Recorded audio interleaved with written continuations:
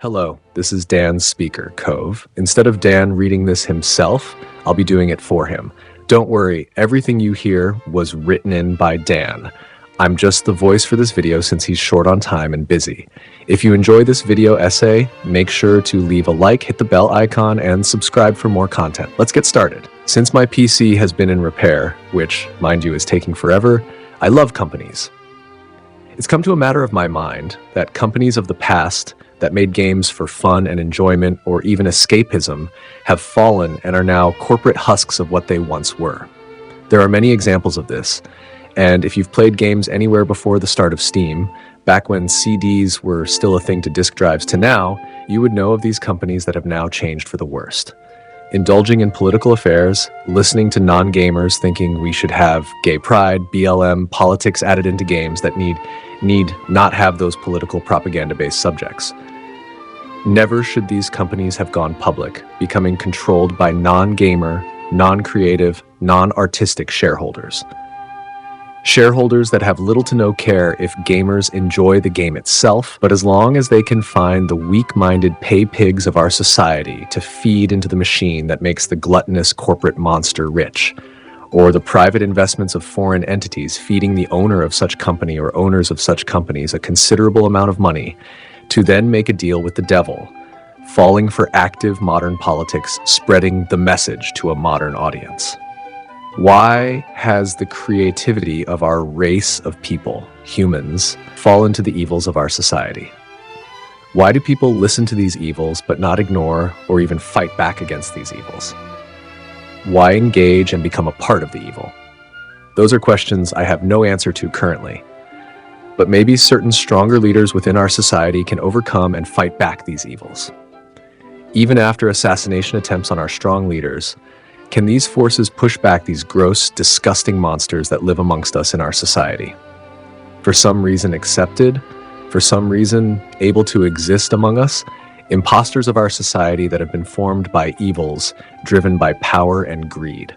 Babies aren't inherently evil. It's the leaders from both evil and benevolent forces that teach these babies as they grow how to act and what to become. Now that the layout has been given to these dear viewers stopping to listen to what I have to say about our sad world we live within, not the world itself being sad, but the evil within our race of people that make this world look to be sad. We must look within and create worlds that aren't sad, worlds with a greater meaning, something greater than the creator themselves. Books, libraries, reading, literature, scripts, scriptures, symbols, hieroglyphics, everything in every one of these categories of knowledge is all creativity. Even if some tell truth or just pure fiction, humans are social creatures that must create in the now and leave for the later. When the age of gaming came to be, starting with simple pixels evolving all the way to high-res, high-definition graphics, screens, etc., that's when, in my opinion at least, humans could experience real immersion within a story that another human has created or been inspired to create from other works of art or other leftover materials from past generations of humans. First, also in my opinion, it was reading books, or in my experience of immersion, it would be reading books, then movies, then it was games. George Lucas, being the creator of Star Wars, was my first experience of leaving the world we live in now to a greater world. I sometimes even think what it would be like to live within the world of Star Wars. Sure, it would have its issues as we have now, but at least once you round yourself up enough money, you can leave the rock you're stuck on. You can travel to another planet, meet new beings, entities, maybe some might even end in your death, but at least you have a higher calling to life. We're all stuck on this rock, and in due time, I can't wait until humanity can expand more. And no, I don't mean Elon Musk's shitty idea of expansion. That man is nothing more than a salesman. That's all he's ever been, hiring inventors or having forces of invention at his side to listen to his ideas, but never follow through with his own ideas. Simply just telling or convincing others or selling others an idea that might work or not work. Is he the worst? Far from it as a human being, but he is also far from the best. I mean real expansion, where humanity could potentially bind into factions with separate beliefs or followings that actually would help us evolve further. I mean, right now we have countries and borders But if we're ever to leave Earth, we have to be more than just countries and borders. What if we come across another civilization that looks similar or different to us, that might have similar or different values and beliefs? What am I going to say? I'm a space Canadian, or space American, or space Chinaman, or Russian. They won't even know what that represents or means. We need to be more than our made-up countries that simpleton past generations thought of. If we're ever to actually have a standing beyond just Earth, humanity needs to bind together, forming large factions rather than border groups. In Star Wars, you can see how George Lucas imagined humans in the future, how they cooperate with other aliens or droids or robots or entities. They have factions in different timelines. One timeline I've been looking at again is the Old Republic, or should I say KOTOR, Star Wars Knights of the Old Republic. This game was huge for my childhood, and I grew up on this with a bundle of other Star Wars games. Republic Commandos, Jedi Outcast, Battlefront 2001, Empire at War, etc.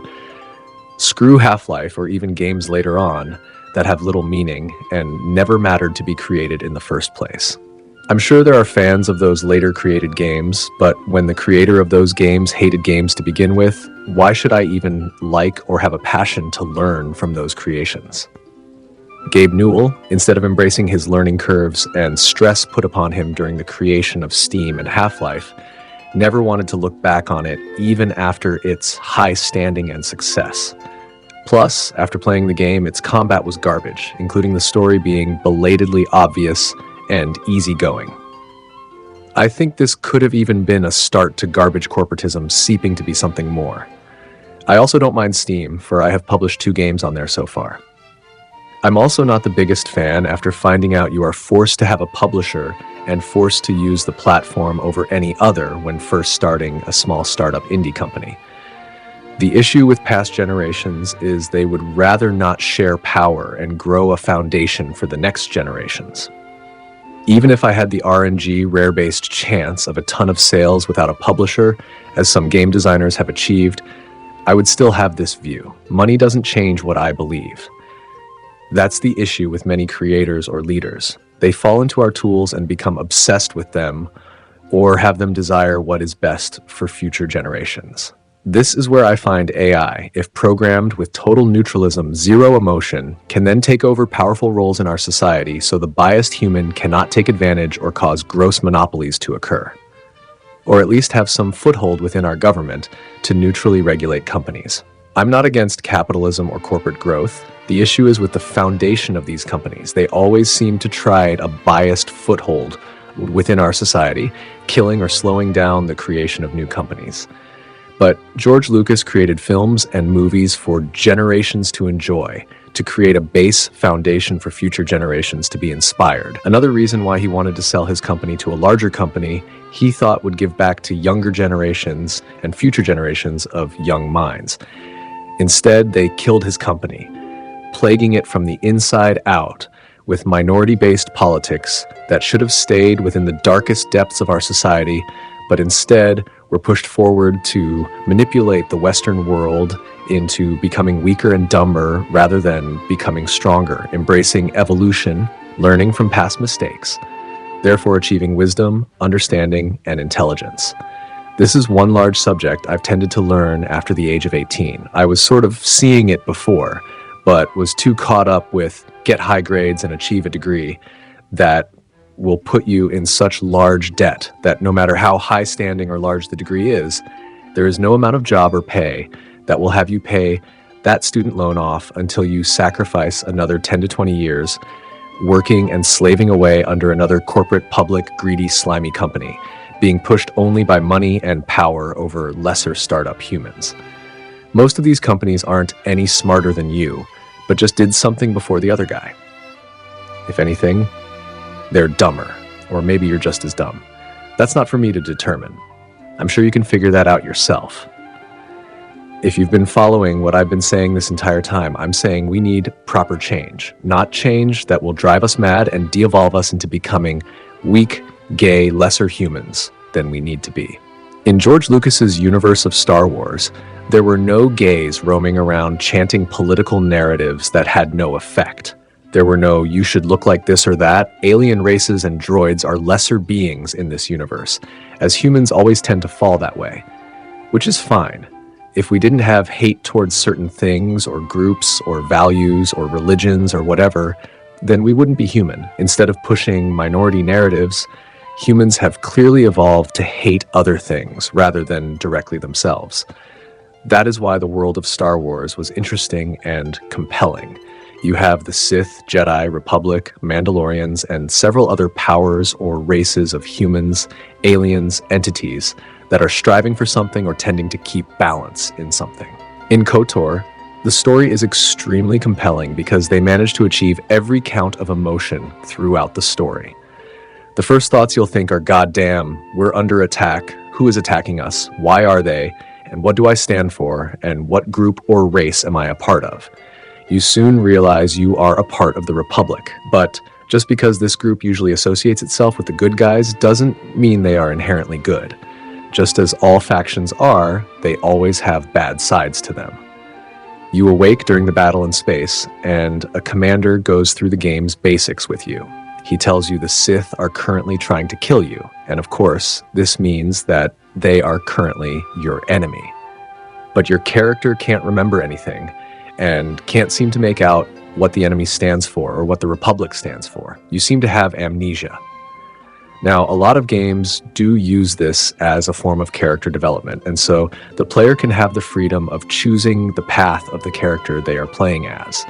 If more single-player games use this today, or maybe in some multiplayer instances, then that could lead to success as long as the story is written well, and throughout the game, there are enough choices for the player to engage with, so they can choose from many paths, acting as a butterfly effect, as in certain choices can affect the player for the future.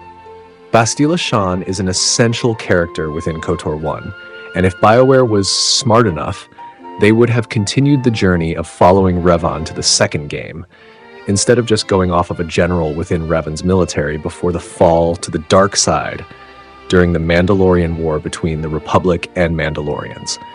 They could have also done this while staying within the canon and lore of Star Wars.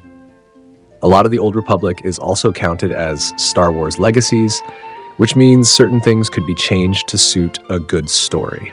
Anyways, that's just my personal preference as a creative-minded individual and how I would have improved the story, but in this video, we're not going to talk much about KOTOR 2 or later EA's gross online MMO of Star Wars The Old Republic. It's gross, and I can't even get myself to play it because it's full of microtransactions and overall has a bad look to what a Star Wars game should look like. Back to Bastila Shan, she uses her special force ability known as Battle Meditation to help the last survivors of the raid against the transport ship to save whoever is left. This then helps in aiding the last 4 survivors. The first 2 are you, aka Revan, and Karth, and the other 2 are found and kept hidden within a medical facility to stop the Sith from finding them. So a total of 5 Republic members survived, and you discover this over time while exploring Terrace. Karth tells you several bits of important information, laying out the basics of the story, and tells you this planet is now under Sith control to find and kill any Republic members while capturing Bastila Shan. Bastila, at the start of the game, is currently captured by a gang in the Undercity where many of the gangs rival each other and many assassinations happen. The Sith have trouble taking over this section, so all in all, the gangs control this sector. This essentially is the starting setting, layout, and plot. I basically forgot the base part of the plot and setting since childhood, so I decided to pick up the game again, but on Steam, and play through the story. I won't give too many spoilers, but it is an older game, so that's your problem at this point if you haven't tried and finished it yet. Right away, this story, still to this day, pulls the player into it, immersing the player immediately. This form of storytelling leaves so much mystery and so many questions left unanswered, forcing the player to further play and explore the game, or you'll never find out the many mysteries and questions that have been thrown at you. The game isn't overwhelming, but relaxing and very peaceful. My main gripe is I wish the combat system was similar to Jedi Outcast or Jedi Academy, which would make for more engaging combat and an overall rework of how the game would interact with itself. To complete this game, It's turn-based combat and mostly RNG based on the player's level and skills they obtain over time by oneself, and the companions they gather throughout the game and story. So, a brainless zombie could essentially have no trouble with the combat in this game. What makes this game interesting is more the story they put before you as the player. If George never sold Star Wars off, we would have got a KOTOR 3 before EA's corporate pay-to-win MMO garbage. Another reason why I hate MMOs, no matter if you pay or if it's free, they still somehow make it pay to win, or in some shape or form get you to blow more money into it. I don't mind optional DLCs or extra story-based missions that come later at a cost, but pay-to-win garbage MMO-wise is not fun. It just reminds me of a mobile game. So if Star Wars was of the past, the new version of Battlefront would be better, and we for sure would have gotten a KOTOR 3. Even the remake for KOTOR 1 that was planned 2 years ago has been postponed, or if anything, canceled now. Then again, I feel like if Disney doesn't sell Star Wars off to a better non-woke gay company, I don't think they should do any more remakes, or we're going to get the message forced upon us further and a terrible game. Even knowing Star Wars Outlaws wasn't a remake, that's a perfect example of what we'll get from woke companies. Even Jedi Fallen Order and Jedi Survivor, or whatever it was called, were ass and had several woke elements in them. It was also just another overhyped, poorly run Dark Souls ripoff similar to Wukong, except the only reason gamers praised Wukong is because it wasn't woke. The story and gameplay are Dark Souls, but Chinese slop sold to the Western world. My question to the viewer is, can companies create something other than Dark Souls? Make something new, stop creating the same formula. Leave that to Dark Souls and think of something new. You can have combat in different forms and take interpretations from different games and companies, but instead of totally stealing a formula, try to make your own formula and use that for all or most of your games. Or, if you have a big enough team, think of something new for every game you make. As for my company I'm building now, I'm even still working on my own formula, and so far, it's changed twice over our first 2 games we released this year. Are they huge successes? No, not yet, but they were huge for us learning-wise, and we learned 2 major things. If you want to sell a quality product, you need more goals and story narratives for the player to complete, or the game will get boring. Secondly, you can't rush game development, and if I was to say thirdly, you need public connections to the press, or nobody will hear about your game. A publisher has those connections, therefore forcing us to get a publisher of some type for game design or game publishing. Does it suck? Yes and no, but as long as they fulfill their end of the bargain and your game is fun enough and engages players, then it's a win-win and everybody makes money. The joys of indie companies taking over the gaming industry slowly. That's how games were created before. That's how they should still be created now by 112-man teams anymore, and the game focuses purely on profit rather than the enjoyment of the player. In this case, it was 40 to 50 team members that created KOTOR 1, but you can tell this was the start of their company focusing more on profit than fun. They cut major gameplay mechanics out that you can see during the 2001 E3 demo. And even after cutting out the gameplay and going with more RNG turn-based combat, they even cut out some story content that you can now get back with mods. The 6th planet you were supposed to visit, that being a volcanic planet, has still not been added back into the game. If it was an indie company making the game back then and LucasArts gave them enough money and time, plus releasing in 2006, we probably would have seen better combat and certain encounters and story content kept in. It was released in 2003 instead, many features cut, but still a good story-based game, similar to reading a book, because the combat is very bland. I might end up doing a full story analysis of KOTOR 1 and recording my own gameplay. Currently, I haven't recorded it yet because my main PC is still in repair and I simply wanted to complete it without recording first. In total, it took me over 20 hours to complete on my first playthrough since childhood. I 100% recommend playing KOTOR 1, and on my second recorded playthrough, I'll be using the restoration mod and maybe a few other mods to spice up the gameplay more. The entire point of this video, if you couldn't tell yet, is about true creativity and not limiting yourself or others limiting others by political, religious, or money-driven oppression. Past companies have now fallen, and it's time for new indie companies to make better games while the larger, dense, pig pen-filled companies wallow in their filth. If you enjoyed my rambling and I was hopefully organized enough to get my point across, then leave a like and subscribe for more video-based long-form content.